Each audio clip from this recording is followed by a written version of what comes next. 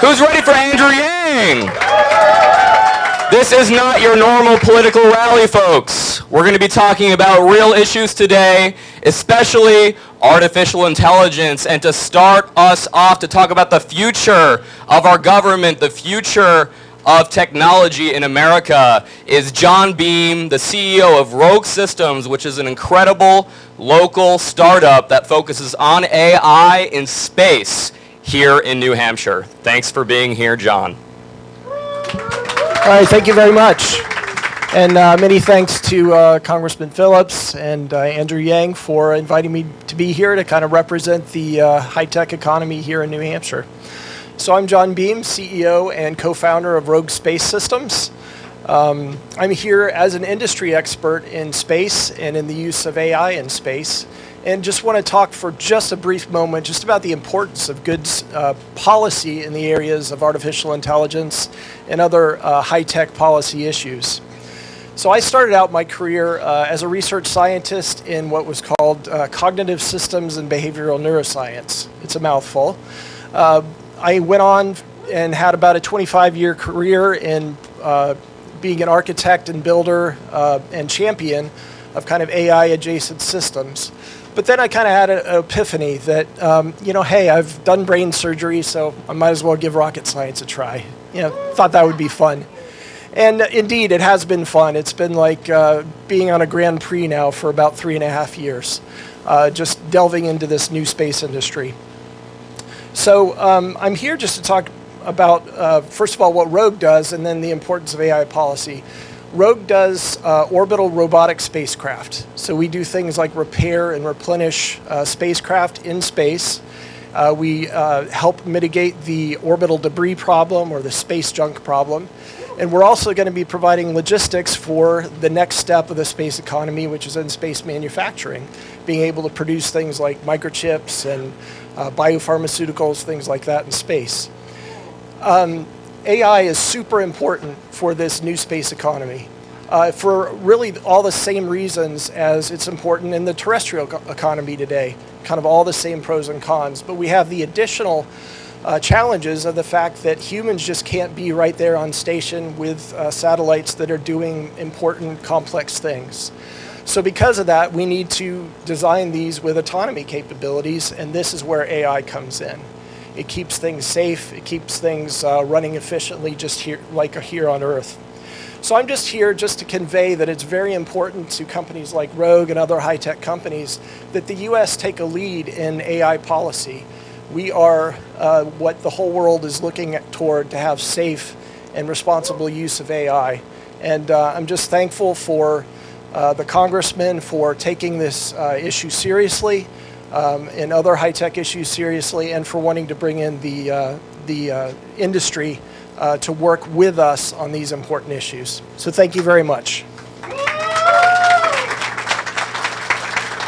Thank you, John. We are so excited to have the support of so many local New Hampshire businesses. But now, without further ado, introducing former presidential candidate Andrew Yang. Hey! Woo! Hey, New Hampshire! How have you all been? The last 4 years have not been the greatest, I'll be honest. It's one reason I'm back. Yeah, things were great, I probably wouldn't be here. So I'm here to talk about two things, Dean Phillips and AI. I'm going to start with AI and then transition to Dean Phillips. And I have to say, these two things are tied together. How many of you remember my presidential campaign 4 years ago? Remember that? Well, you'd better, because we spent millions of dollars on advertising, and I'd be very upset if that all just went poof. So if you remember my campaign 4 years ago, I was deeply concerned about AI. I was like, hey guys, AI is coming, and it's going to be devastating to a lot of American workers. And one of the examples I used was call center workers. When do you think AI is going to do the work of call center employees? Yesterday. Well, I think that's a thinker, right? When do you think Google's going to be able to get that one? Someone said, what day of the week is it? It's like, oh, it's, they'll get around to it on Monday. So there are 2 million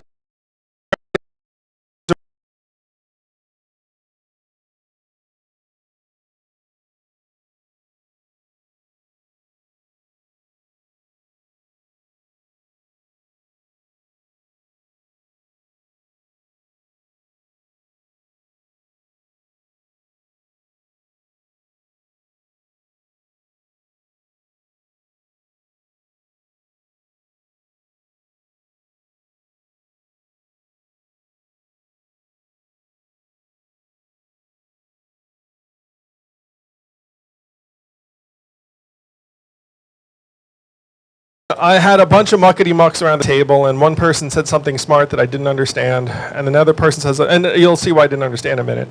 Someone else said something smart. I was like, I'm not sure what he's saying. And the third person said, Andrew, let me tell you what you actually need to hear. You're in the wrong town. No one here in DC is going to do anything about this. Because fundamentally, this is a town of followers, not leaders. We will do nothing unless a wave comes crashing down on our heads and forces us to do something. And I said, oh my gosh, that is the only honest thing I've heard today. And so I said, okay, well, how do we create this wave? And this wave can only originate in one place, and that is here in New Hampshire. You are the only people in this country with this magical power to change the course of American history by reaching out and saying, you know what? This is who we want to be the next president of the United States. This is the only place in the country where democracy still works the way it was intended. The only place. You need to treasure that. So 4 years ago, I came and I tried to make this case. Some of you remember it.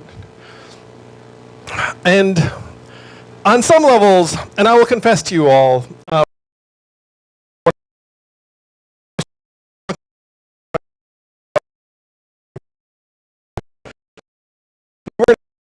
exactly measuring the drapes. It wasn't like our goal was to try and help us speed up so we could address these challenges.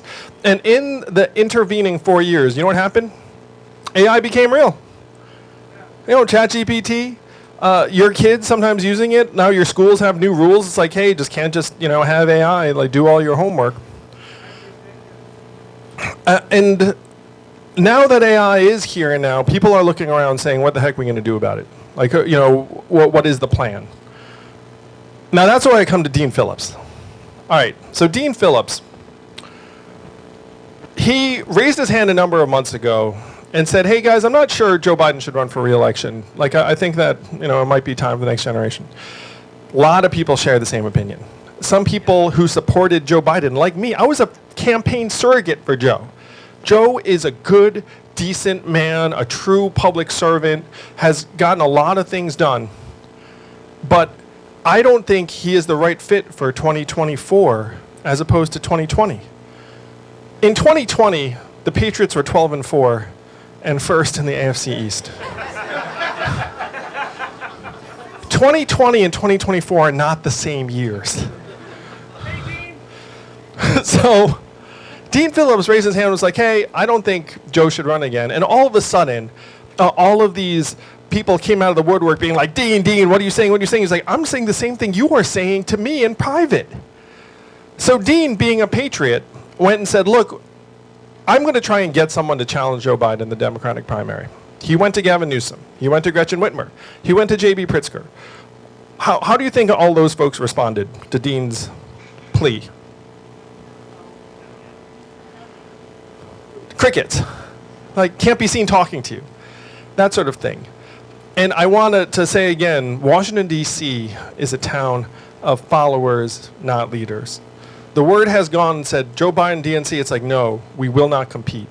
This despite the fact that Joe is down by 8 points in Georgia, down by 8 points in Michigan, states he won, down by 9 points in North Carolina, which is like a swing state. Like Joe Biden, who I supported last time, in my view, is going to deliver us to Trump, the sequel. Dean Phillips saw this and said, you know what? I am going to do something about it. And Dean Phillips is the only one with the courage, the character, and conviction to go against the grain, to go against the legion of followers in Washington, D.C. who would put their careers above their country and said, you know what? America deserves a choice. America deserves a choice in its leaders. Having someone who's 54 years old like Dean Phillips trying to address the challenges of AI would actually help me sleep more soundly at night, as opposed to the folks who are currently in office who frankly think they're going to be there whether they solve our problems or not. Whether they do something, don't do something, they say, you know what, we're going to be here no matter what. That's what they believe. And the only people who can prove them wrong are in this room right now. The people here in the state of New Hampshire. That's why I'm here in New Hampshire, because you hold our future. our country's future, my family's future, all of our shared future in your hands on Tuesday in terms of who you select to be the Democratic nominee for President of the United States. So Dean's going to talk about what his administration will do on AI, and I will be proud and privileged to join his administration if he will have me.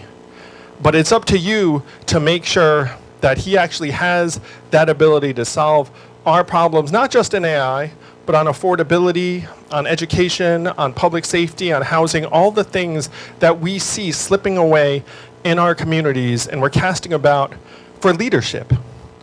And I'm here to tell you, New Hampshire, I have found that leader, and I think you're going to find that he is the person that you've been waiting for. It is my privilege to welcome and introduce the next President of the United States, three-term Minnesota Congressman, my friend, Dean Phillips. Give it up for Dean, everybody. Hey, everybody. My brother from another mother.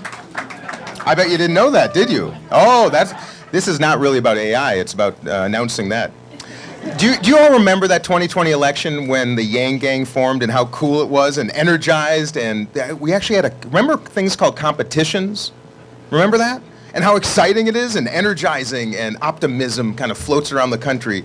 What Andrew Yang did for this country and continues to do is a blessing to all of us, because I would argue democracy dies without competition. What do you think of that? Right? Competition makes this country better value, better ideas, innovations. That's what he brought to this. I am so honored to have him with me. And most of all of you. Nice to see you, New Hampshire. Let me rephrase that. New Hampshire. It is good to be here. And I am so grateful to all of you for taking some time. Now look, there are a lot of things I want to do as president. First of all, restore competency, decency, integrity to the United States government, which is lacking woefully. Courage. How about a little courage? You're all ready for some? People who are willing to put the country and principles over self-preservation. We have a disease, and it's focused on self-preservation. We have a crisis of participation. That's what this is all about. That's why I'm so grateful to all of you. I will be the first AI president in American history. Andrew just said it. Men in their 80s, frankly, even good men, good women, are not in a position to anticipate and prepare us for the future. We had 100 years to prepare for climate change. We knew 100 years ago what would happen by burning fossil fuels. And what did we do? Nothing. AI, my friends, we don't have 100 years. We have months, if not just a couple years at the most. I anticipate it, I'm prepared for it, and I will be our first AI president. But how do we start? We start by doing what you do in America, bring together the best and brightest from all around the country, industry leaders, community leaders, those who will be affected by AI. I hope you all know this. It will be the most transformational technology in human history. It is going to save us all costs. It is going to make the federal government, if someone's willing to actually invest in it, much more effective and efficient. It is going to generate health outcomes that will transcend anything we could dream about right now, create new medicines, generate new ideas. It's going to be beautiful, but it also has great risks. It's going to disenfranchise this economy. It's going to be disruptive in ways that we can actually anticipate. But if we do nothing now, which is what is happening right now in Washington, nothing. I will be our first AI president. I'm going to put together a task force of the best and brightest to anticipate what's coming and make recommendations, as we do here, to employ best practices, to put guardrails on the nefarious use of AI, but most importantly, let's talk about the blessings of AI. And when we are fearful of new things, what do we do first? We overregulate, because we don't even think about what's possible. And let me tell you, I come from a Congress in which I'm a youthful guy, if you can imagine that. We don't have people right now. We have very few people who even understand it. And if you do not understand it, all you want to do is regulate it. I want to be the leader of AI. I want to employ it in our federal government. How about that? To save costs, develop better outcomes. How many of you are waiting for checks from the IRS for too long? Yep. How many of you can't get any customer service phone answered at any of the federal agencies, right? Yep. Right, that's how we're going to change things. We can do better, and I promise you I will. We also have to pass something called the AI Act. The Europeans have already done it because they are ahead of us. But this technology was invented here. It is an American ingenuity. So we should prepare for it. Make sure there's no nefarious use, but not stifle the innovations that will make life so much more extraordinary, not just for Americans, but for the whole world. We also need to establish a Department of Artificial Intelligence. It is that transformative, the Department of AI in Washington, to essentially be the overseers of this extraordinary opportunity, both protecting us from the worst uses of it, but also encouraging the best uses of it. Does that sound reasonable to you? Yes. And then this country has got to start having a conversation about data privacy. Your data that is being used by other companies to make billions and billions of dollars. We got to protect our kids, our teenagers, all of us. And you know what else we have to do? We have to get off the screens a little bit sometimes. Let's not be overcome by all this. Let's get together with human beings and meet each other in coffee shops and on the streets and not let this take over. That's how we actually anticipate the future. So, if you can't tell, with Andrew Yang and me, Dean Phillips, and a whole generation just waiting for somebody to lead us to the future, we're ready for you. Are you ready for us? You ready for change? Then let's bring it. January 23rd, you guys. You know what the Democratic National Committee did to all of you, Granite Staters. Now, most of the country isn't aware of it. I don't need to explain it. It is repulsive. It is suppressive. I think it is downright unconstitutional and certainly anti-democratic. So what of a better outcome could we give this country on January 23rd than to demonstrate to the Democratic National Committee, and frankly both parties, that who's still got the power? You do, not them. You do. And all you got to do is vote. So seize that back. Let's return decency, integrity, competency to this country. Let's move to the future. Let's not just look backwards and vote out of fear. Let's vote out of hope and optimism and joy. We can do it, everybody. I love you all. I can't wait to hear your questions and help us move to the future. It is going to be bright. All right, questions? Yes, sir. We don't like to see what you're talking about, but thanks.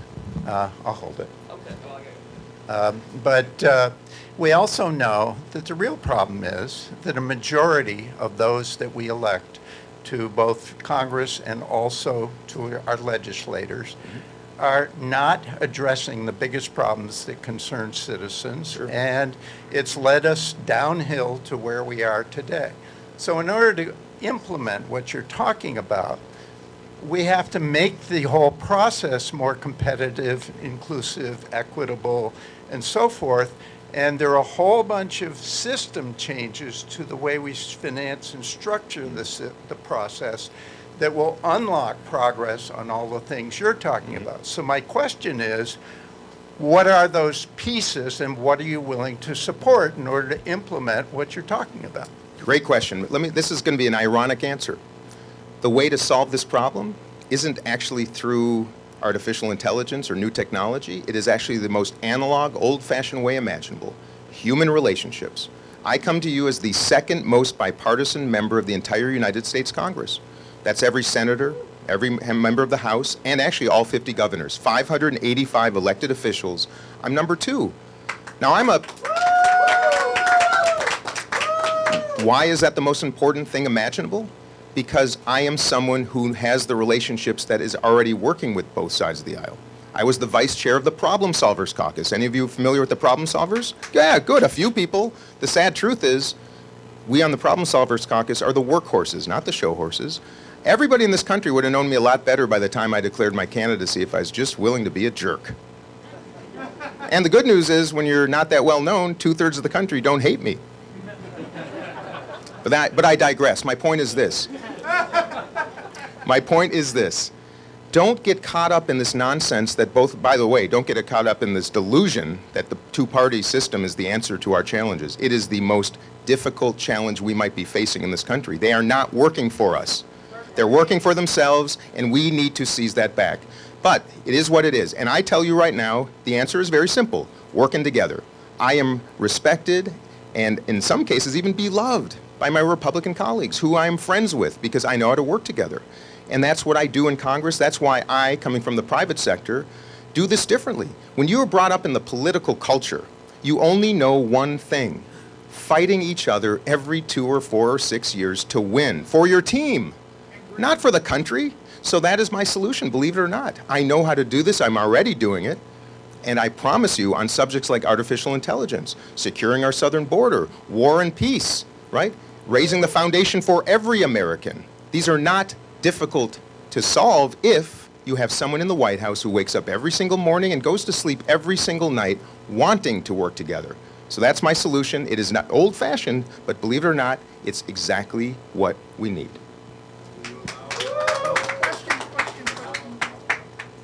Yeah, possibly.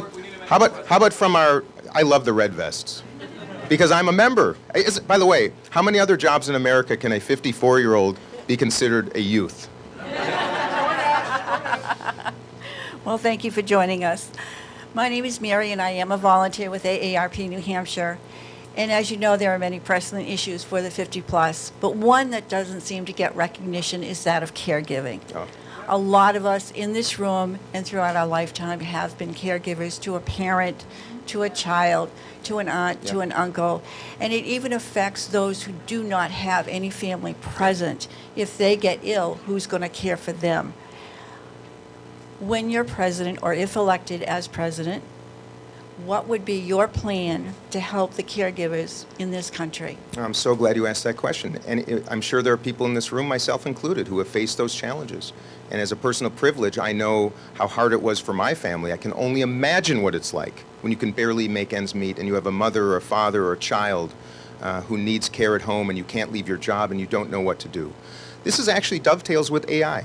You know, AI cannot solve that problem. We're not going to have a machine take care of anyone's mom or dad or child. AI is going to disrupt this economy. It might affect up to 40% of the jobs in the United States of America. So to me, what a grand opportunity to start redirecting people to the very jobs that right now are going unfilled, industries that need to be brought up, including caregiving. And how about this beautiful thing? America is still a nation of immigrants, and we must protect that. Caregiving is a human trait. It is practiced in every community in the world, no matter your religion, your race, your country, your geography. We should be attracting people from around the world, Americans themselves too, create an industry of people who are compassionate, able, well compensated to provide the care we need so that people who otherwise could go out and work and build businesses and brands and help others can do so. So that's my answer. And it's a matter of not a lack of resources, it is how we dedicate our resources. We are a country that is so extraordinarily wealthy. But I'll tell you, as Hubert Humphrey said, the test of a government is how it treats those in the dawn of life, the dusk of life, and in the shadows of life.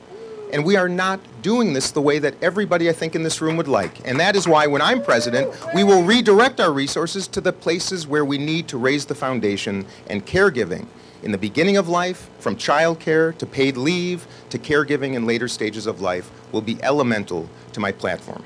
Absolutely, 100%, and thank you. Yeah, how about the gentleman in the very back?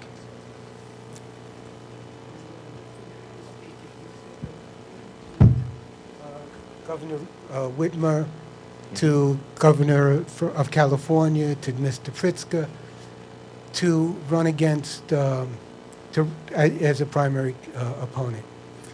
Well, where will you select the people to populate your administration if those are the people that you're seeking out first? Because those are the people who won't do what you want to do. I'm so glad you said that. I will be a very different leader of this country.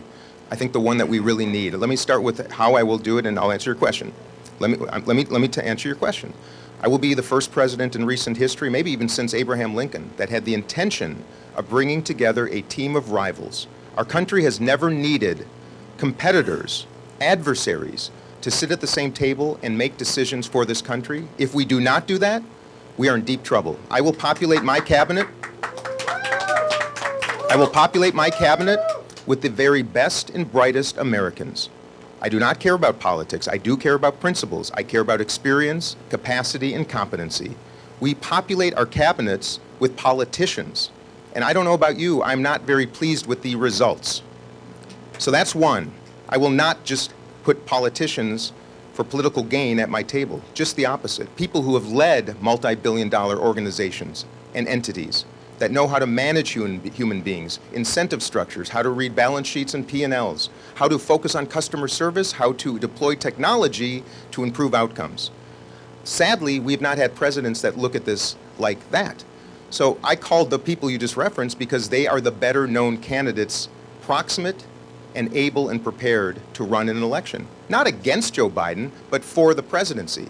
And yes, I think we should assess Americans based on their willingness to meet the moment versus meeting their own aspirations. And every person that had a chance to join this race at a time when I did chose not to, not because they don't know the country is at grave risk right now. They chose not to because they feared it might hurt their chances in 2028. There may not be a 2028 if we allow Donald Trump to return to the White House.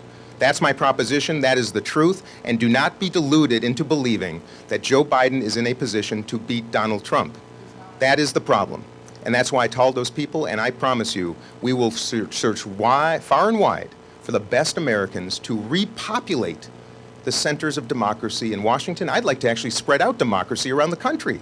Let's move our agencies to different parts of this country so that other people will have a chance to participate in building the country, in investing in the future, and actually populating the agencies of great importance around our country. Washington is a culture that really has to be disrupted, and I promise you I will be the disruptor. If you can't tell, I have a little bit of courage.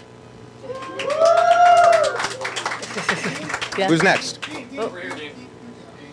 Oh, right over here, I'm sorry. Hi. Hey. How are you? I saw you in Exeter with my Yes. sister and That's my right. Nice to see you daughters. guys. And my 15-year-old daughter now has the Courage poster I love at her it. house. Oh, Yes, and see? so it's very Mission uplifting. accomplished. Yes.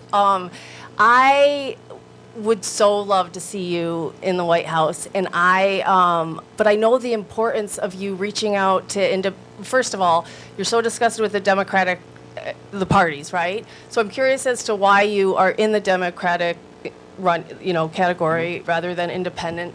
Independence, I'm registered as a Democrat, but I was listening a lot to Chris Christie, moderate, middle of the road. Yeah. One of my favorite podcasts is Ink Stained Wretches. I think you're related to the Eliana. But anyway, I'm blabbing, but I've got so many thoughts, but to really speak to not only the independents, but the Republicans too, I'll tell you why. Because, look, I was anointed a Democrat by my grandmother, Dear Abby, in 1980, hours after I'd seen John Anderson, the Republican member of Congress from Illinois, who declared his candidacy as an independent. Think about the connection here. To take on, to run for the presidency in 1980. He appeared at my school one day, middle school. I was 11 years old. John Anderson speaks. And I was wowed. He talked about independence and actually money in politics. Can you imagine that? In 1980. I go to dinner that night with my whole family, 4 generations of my family. I sit next to my grandmother, Abby. She asked about my day. I said it was amazing. The next president of the United States actually came to our school and spoke. And she said, honey, I don't think if he's speaking to middle schoolers, whoever that is going to be president. So note to self, my team, no middle school. I'm just kidding. And then she stopped me and she said, Dean, are you a Democrat or Republican? And I said, Grandma, I'm 11 years old. I do not know what those are. And she said, you're a Democrat. And I went home that night. I literally went home that night, got on this little stool we had into my parents' bookshelf, and I found the World Book Encyclopedia and looked up Democrats and Republicans, and I still didn't totally understand, which, frankly, I feel the same way right now. So, but you ask me why. Now, let me get serious for a moment. This two-party system is actually the very threat to the country that George Washington warned us about so long ago in his farewell address. And if George Washington warned us about that, should we not take a moment and reflect on how prescient that was? Because he called them factions, which, by the way, did not exist when he was president. But he said factions would undermine this democracy when people became so focused on beating each other that they lose focus on trying to win for this country. And he is right. Now, I only joined Congress after the 2016 election, and I found my daughter Pia in tears in her bedroom. She had just overcome Hodgkin's lymphoma. She's a gay woman. I didn't know that at the time. But I saw fear in her eyes that, as a parent, any of you could understand, jarred me. And I sat at my table that morning and I promised my daughters I would do something. And I ran for Congress. Little did I know how bad it really was, how offensively divisive, how offensively separate both leaders on both sides of the aisle have been for generations. So yes, I've seen now from the outside, building businesses, nonprofit sector, and now 3 terms on the inside, that this is sickeningly broken. And yes, we need competition. I'm a proud Democrat telling all of you, we need competition. I think primaries are good. I think both political parties need competition. But I'll tell you what, they don't want it. They want to protect a duopoly that is destructive to this democracy. And I think there is nothing more un-American than propagating, enabling, and allowing two political parties that are private enterprises from seizing this country from all of us. By the way, who are these people? Who are these people behind that curtain pulling these levers? Who are they? Isn't it kind of strange in America? We do not even know who they are. That's part of the problem. I'm going to run as a Democrat because I intend to repatriate decency, transparency, and integrity to a party in which I deeply believe, that has done this country a great service, I believe, over the last number of decades, but has lost its way, and clearly the GOP has as well. So that's my proposition. I want to do it authentically. I want to do it transparently, and I want to do it decently, and that means from the inside. But should I fail? Should Democratic voters around the country say, no, we want the same thing? That's everybody's choice. But I will not rest, I promise you that. Andrew Yang ran as a Democrat. He saw the same thing happen, and he decided, I'm not going to just sit down and shush up. I'm going to try to do something about it. He's creating competition. If you notice, I'm joining forces with the competitor who recognizes that competition is good. A third party in this country would push the two parties together because you can no longer win when the exhausted majority of center-right and center-left Americans actually are represented. Now, that might shock people in Washington. There are people watching this right now at the Democratic National Committee saying, we really got to take him down now. He's trying to actually create competition. What a horror. I don't think I need to say more on this subject, everybody. Help me, though. Help me on a last-ditch effort to do this well. Thank you. We've got time for one more question, folks. One more question. I always get so saddened when it's only one more question. Who's got the question? Oh, I'm sorry. I got to see you at Havenwood and Concord. Yes, I wrote, yeah. For all the young people. Yes, for the youth vote. The youth vote, yes. So at a retirement home. A question. Well, relative to the two major candidates, it was a rather youthful audience. Yes, it was. I did feel kind of young in that audience. Yes, so did And a question came to me afterwards, so I am presenting it to you. Who would be your running mate? No, it's a great question. I'll tell you, I will not opine yet or share names that I might even be thinking about, but I will tell you strategically how I intend to do it. The vice presidency should be among the most important positions in the entire world, and it is. The fact of the matter is presidents do not empower their vice presidents to actually develop their skills, to actually help lead the country, to help operate it. You know, I think Vice President Harris's talents have been completely ignored, frankly, by President Biden. And I think most vice presidents suffer in silence because they're not afforded the opportunity to help actually lead this country. I will do this differently. I will choose somebody who has the competency to be the chief operating officer of the United States of America, who will be working side by side with me to operate the agencies, to ensure we have accountability, to help ideate and innovate ways to save money, deliver services better, and build relationships. Not just go to funerals and ribbon cuttings. That is the most preposterous injustice in democracy. But here's the sad truth. In politics, there is typically not an incentive to actually develop the bench, to prepare your successor, because people are so afraid that those successors might actually do a mutiny or something, that they might actually beat them. And that's why you see people sitting around Washington for way, way too long. That's part of the problem. That's the kind of person I'm looking for. And by the way, like I said, politics is not the important part. Competence and principle is what is important. And I want the Democratic Party to actually practice democracy, which means engaging all voices. By definition, that means conservative voices and progressive voices. We will never all agree exactly on how we should be. But my goodness, we should always favor the underdog and look out for people who are struggling and be decent and inspirational. That's how I want to do this. And I want a vice president that will be as extraordinary as this country has ever had. And that may or may not be somebody who's in Washington right now. And I would bet it probably won't. And, well, you know, I don't want to, you never know. All right, so, most of all, you ready for change? Yeah. All right. Let's bring some hope, let's bring some optimism, let's bring the change, and my goodness, we've got 4 days from now, you, every one of you in this room, everyone in this great state, the granite state, you are going to be the focus of not just this country, but the entire world, watching what happens. If you wish to maintain the status quo because you think things are going just swimmingly, and you see a great path forward to the future, I see it differently, but if you are ready to actually be bold and be excited and put smiles on this country's face and actually work with the free world to create peace and prosperity and decency and integrity and safety, let's do it, everybody. I love you all. Vote for Dean, January 23rd. Thank you, Andrew Yang. Thank you, Dean team.